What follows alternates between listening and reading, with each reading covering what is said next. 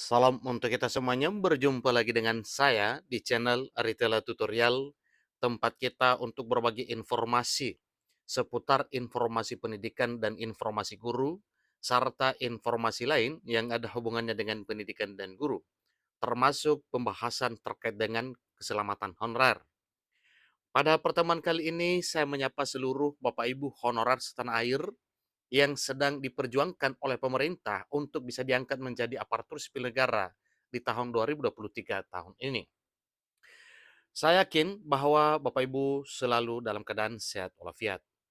Pada pertemuan ini ada satu hal penting yang perlu saya sarankan kepada seluruh Bapak Ibu honorer terkait dengan apa yang telah diusulkan dan dimuat di dalam revisi rancangan undang-undang aparatur sipil negara atau hal penting yang telah dimuat di dalam RUSN. Nah, Bapak Ibu, terkait dengan perkembangannya, ternyata ini ada satu informasi penting yang perlu diketahui oleh seluruh Bapak Ibu honorer, bahwa RUU ASN tanpa outsourcing ini merupakan senjata ampuh pemerintah untuk menyelamatkan 2,3 juta tenaga honorer non-ASN di tahun 2023 tahun ini.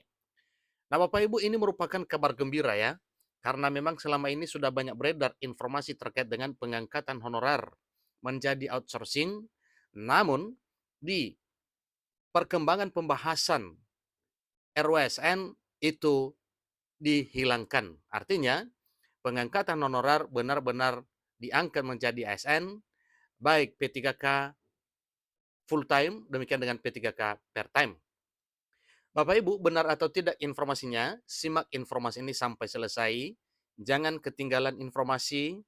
Dan bagi Bapak Ibu yang sedang menonton, demikian dengan Bapak Ibu yang mungkin baru menemukan informasi melalui channel ini, dukung dengan cara like dan subscribe, share, dan komen, serta nyalakan tombol notifikasinya supaya semua informasi yang disalurkan melalui channel ini selalu update di layar Bapak Ibu. Tanpa basa-basi lagi, langsung pada informasinya.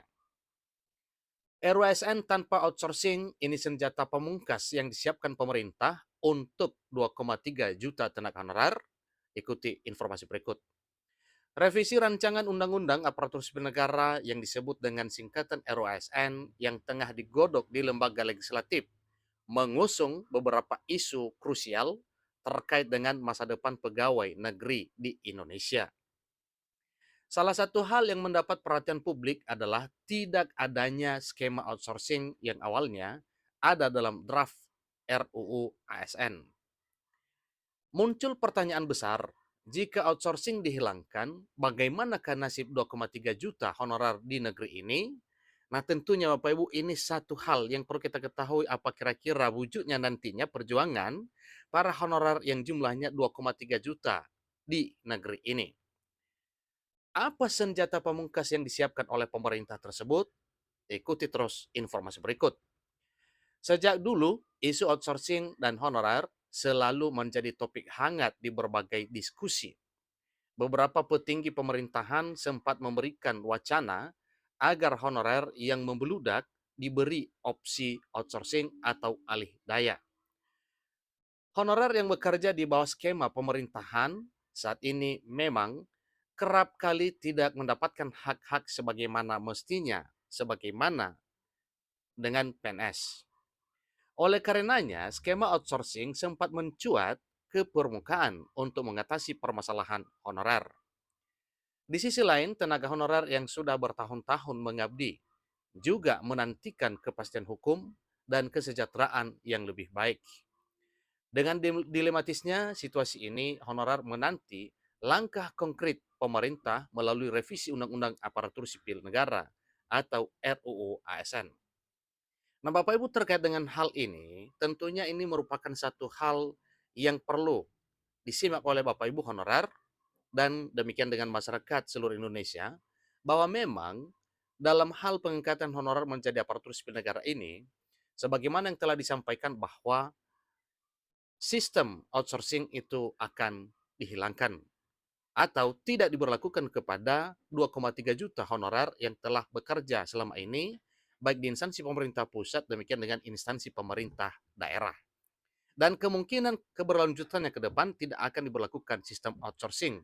untuk instansi pemerintah.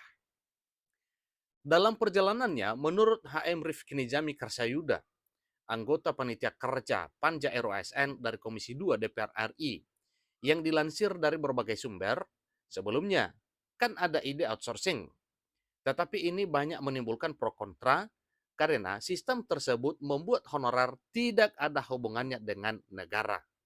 Jadi suatu hal yang wajar kalau sistem outsourcing ini ditolak Bapak Ibu ya, karena memang selama honorer bekerja selama ini di instansi pemerintah pusat maupun daerah, para honorer mengabdi untuk negara dan ada hubungannya dengan pemerintah. Tetapi dengan dialihkan menjadi outsourcing, maka jelas tidak ada hubungan honorer dengan pemerintah dan negara. Nah, Bapak Ibu, mengkaji hal tersebut, maka sistem outsourcing tidak akan diberlakukan di negeri ini untuk Bapak Ibu yang bekerja di instansi pemerintah pusat maupun daerah. Outsourcing lantas dihilangkan dari draft RUSN dengan alasan untuk memberikan perlindungan lebih pada pekerja.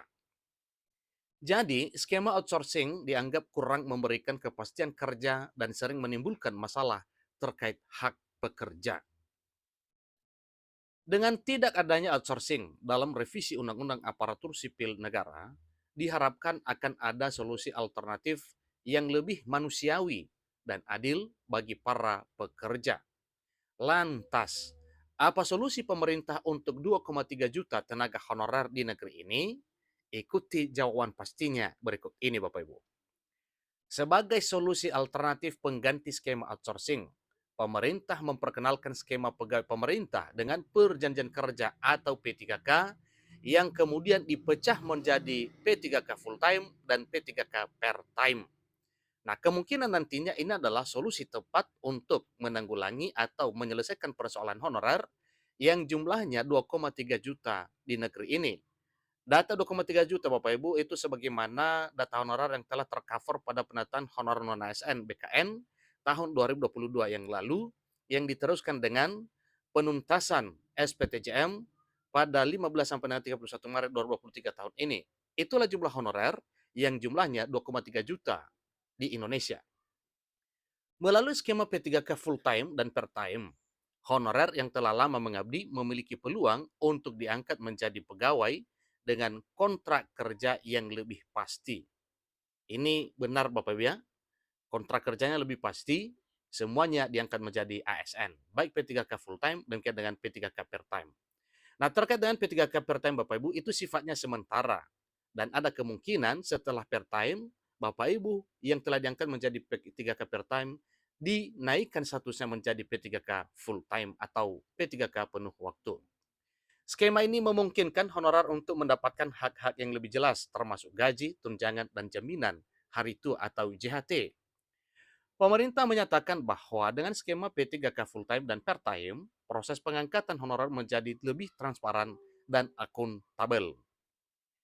Selain itu, pemerintah juga mempunyai satu komitmen kuat untuk tidak memutuskan hubungan kerja terhadap semua tenaga honorer yang ada.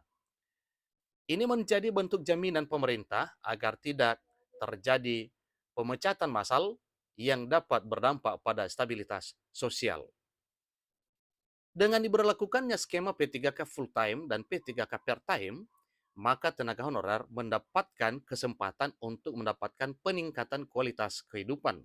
Tentunya pekerjaan terjamin, penghasilan terjamin, dan dilindungi oleh undang-undang.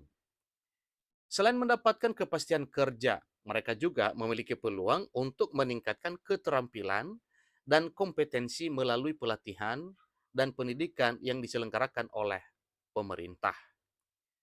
Sebagai langkah awal, pemerintah berencana untuk melakukan verifikasi dan validasi data terhadap 2,3 juta tenaga honorer yang ada di negara Republik Indonesia. Setelah itu, mereka yang memenuhi kriteria akan diikutkan dalam proses seleksi untuk diangkat menjadi P3K, entah akan dialihkan menjadi full time ataupun per time. Nah, tentunya ini nantinya tergantung mekanisme yang diatur pemerintah dalam hal memutuskan pengangkatan honorer menjadi aparatur sipil negara dengan status P3K. Itulah informasi terkini Bapak Ibu terkait dengan apa yang telah dibahas mengenai RUASN, di mana sistem pengangkatan honorer dengan outsourcing itu dihilangkan dan dicabut dari draft RUASN. Selamat bagi Bapak Ibu honorer yang akan diangkat menjadi ASN, baik P3K per time dengan full time, tidak akan ada lagi honorer yang akan diangkat dengan sistem outsourcing. Demikian informasinya, sampai ketemu pada informasi berikutnya. Terima kasih.